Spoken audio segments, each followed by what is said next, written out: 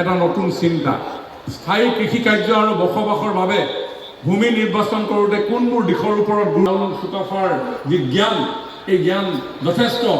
টাই আহোমসকলৰ অসম আগমনে এই ভূখণ্ডৰ সামাজিক, সাংস্কৃতিক, ৰাজনৈতিক, আধ্যাত্মিক, অৰ্থনৈতিক আৰু বৌদ্ধিক আদি সকলো দিশতে এক পৰিৱৰ্তনৰ সূচনা কৰিছিল।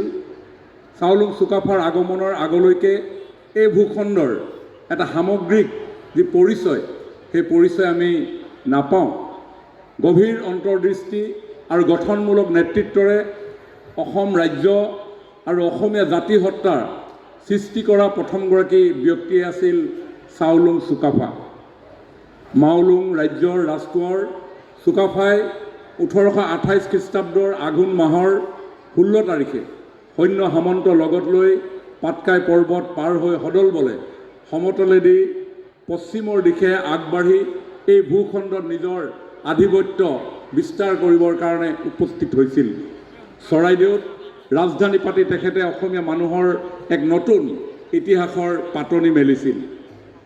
চুকাফাৰ আগমনৰ পূৰ্বে চুতীয়া ৰাজবংশই সোৱণশিৰি আৰু দিচাঙৰ পূবফালে আৰু দিখৌ আৰু ব্ৰহ্মপুত্ৰৰ কাষৰীয়া কেইটামান অঞ্চল সামৰি শদিয়াত ৰাজধানী পাতিছিল।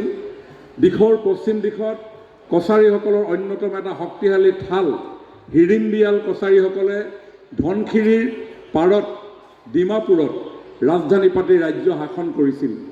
হিৰিম্বিয়াল কছাৰীসকল ৰাজ্যৰ দিখৌ পশ্চিম পাৰৰ বা কলঙলৈকে বা ব্ৰহ্মপুত্ৰৰ দক্ষিণলৈকে আৰু ধনশিৰি উপত্যকা আৰু উত্তৰ কাছাৰ পাৰ্বত্য অঞ্চললৈকে সামৰি বিস্তৃতি লাভ কৰিছিল।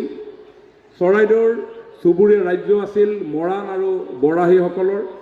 তেওঁলোকৰ ৰাজ্য চাৰিঙৰ দক্ষিণে আৰু কছাৰীসকলৰ ৰাজ্যৰ উত্তৰে আছিল। মৰাণসকল তেতিয়া উত্তৰে বুঢ়ীদিহিং, দক্ষিণে দিচাং, পূবে চাফৰাই আৰু পশ্চিমে ব্ৰহ্মপুত্ৰই আগুৰি থোৱা অঞ্চলটো শাসন কৰিছিল। মৰাণসকল তেওঁলোকৰ ৰজা বড়ৌচাৰ নেতৃত্বত কাকতলীক ৰাজধানী হিচাপে লৈ তেওঁলোক সংঘবদ্ধ হৈ আছিল। চুতীয়া, কছাৰী, মৰাণ, বৰাহী এই জনগোষ্ঠীসমূহক চুকাফাই সাতটা জেনি একৰাজ প্ৰতিষ্ঠাৰ জৰিয়তে শান্তি প্ৰচেষ্টা আৰু উভয় নীতিৰে তেওঁলোকৰ মন জয় কৰিবলৈ সক্ষম হৈছিল। নৃগোষ্ঠীক আস্থাত লৈ ৰাজকীয় শাসন ব্যৱস্থাৰ সূচনা কৰি চুকাফাই শাসন প্ৰণালী, ৰাজনৈতিক দৰ্শন আৰু জাতি গঠন প্ৰক্ৰিয়াক এক বিশাল পৰিসৰেৰে সামৰি লোৱাৰ ফলত এই ভূখণ্ডৰ ভিন ভিন জনগোষ্ঠীসমূহৰ মাজত এক সমন্বয়ৰ বাতাবৰণ গঢ়ি উঠি আজিৰ যিখন অসম আমি পাবলৈ সক্ষম হৈছোঁ, এই অসমখনৰ তেখেতে পাতনি মেলিছিল।